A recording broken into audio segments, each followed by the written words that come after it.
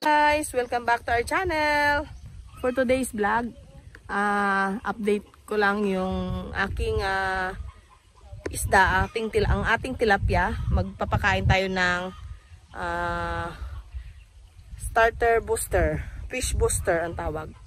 Pero bago yan lahat, may papakita ko sa inyo kasi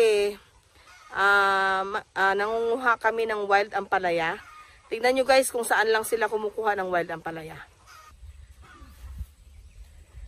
Ayan guys, nangunguha ng wild ampalaya. Yan, ang ate ko para dadalhin ko sa Manila. Yan, ayun naman sila oh.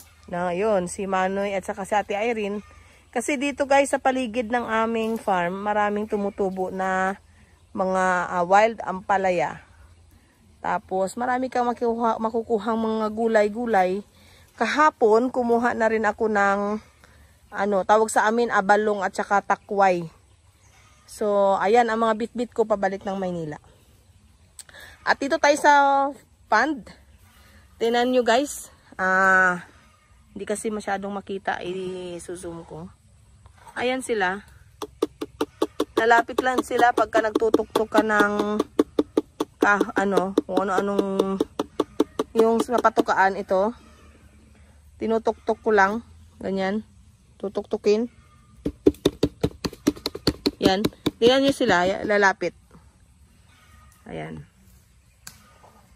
Ayan ang ating mga tilapia. Bigyan natin ng pagkain.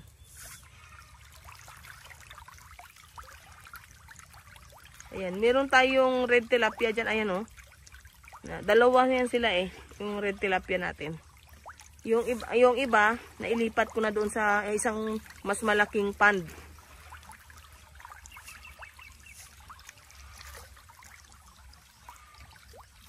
Ayan sila.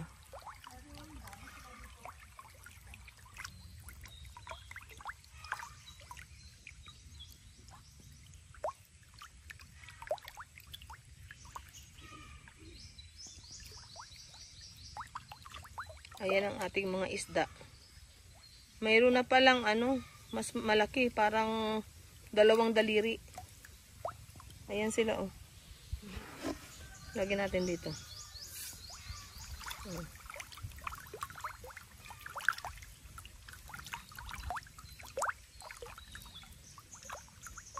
Bali November 12 namin nilagay ito. So magto 2 months na yung ating mga alaga. Ayan, merong maliliit, merong malalaki kasi nung kinuha namin to guys per kilo, hindi siya pare-pareho ang laki. So, yung malaki na nung kinuha namin, ayan, yan yung mga malalaki na, ang laki niya ay parang ganito. 2 daliri natin, ganyan. Meron namang ganito lang sila kalalaki. At meron ding mas maliliit pa. Ayan, tuwa yan sila pag pinibigyan nyo ng pagkain. Ayan. Tapos, syempre lahat, ganunin, kalat natin ng ganyan. Para kakain sila lahat. Ayan.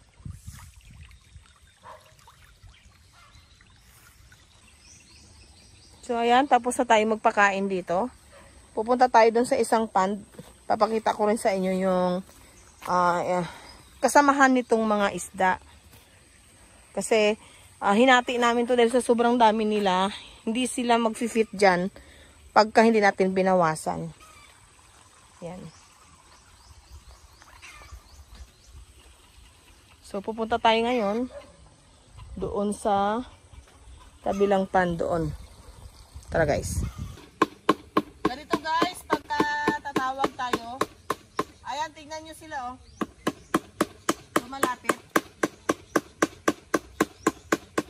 Ayan, lumalango yan sila papalapit dito.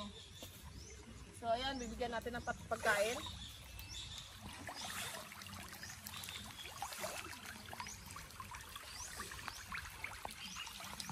Pero guys, hindi yan sila basta-basta magugutom. Kasi marami tayong asula. Itong ganito kalaki na mga tilapia, kumakain na ng asula. So, sa isang araw, pwede 2 beses lang. Pwede, kasi nga may mga asula silang makakain. Oh, andyan yan sila oh, sa ilalim ng asula.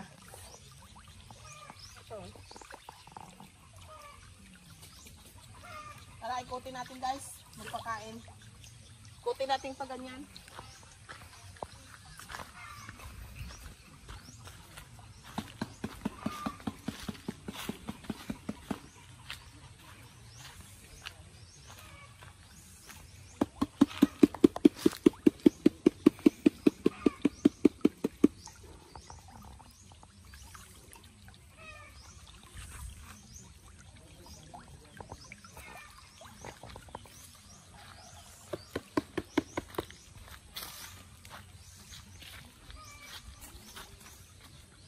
Tumbahan yung nyug po tayo.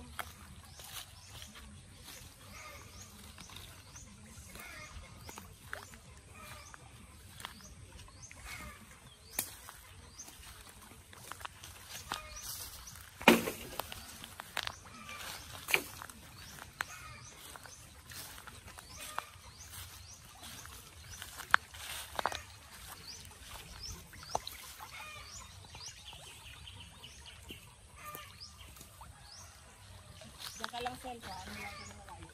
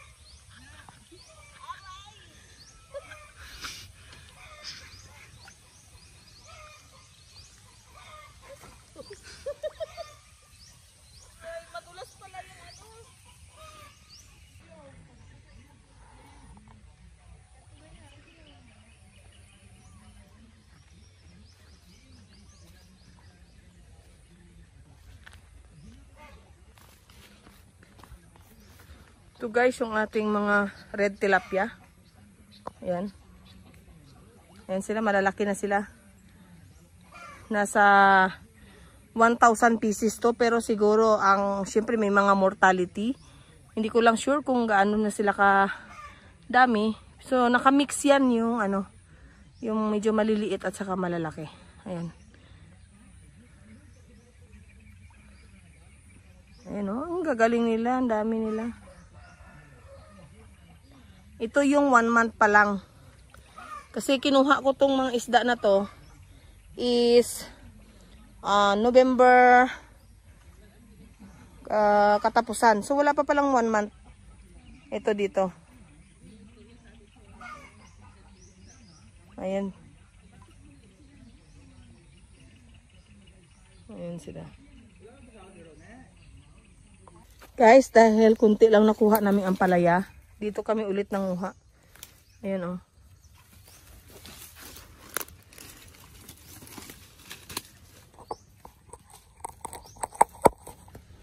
Ayan, at saka dito guys o. Ayan o. Ayan.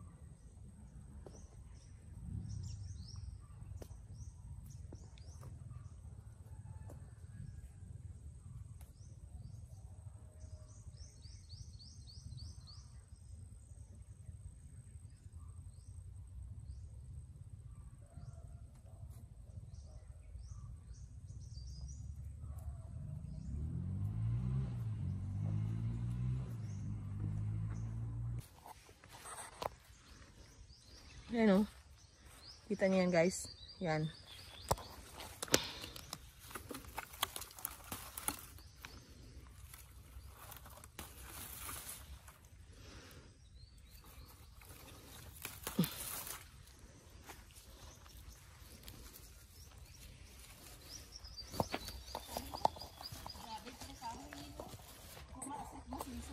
O, pakuha ko yan. Tara na. Ang dami na ito. Tama na. Ayan guys. Ito yung daanan namin. Ang dami talaga ditong wild ampalaya.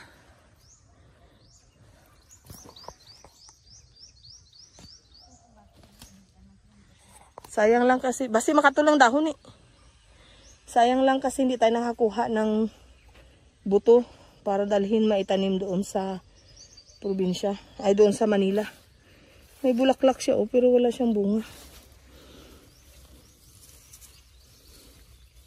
Kung may bunga sana.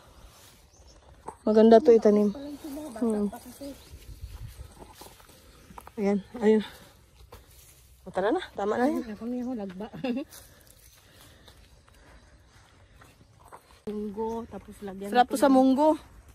Kuning gani taba, igisa mo pa. Kunin mo pa po. Guys, ang nakuha namin lahat.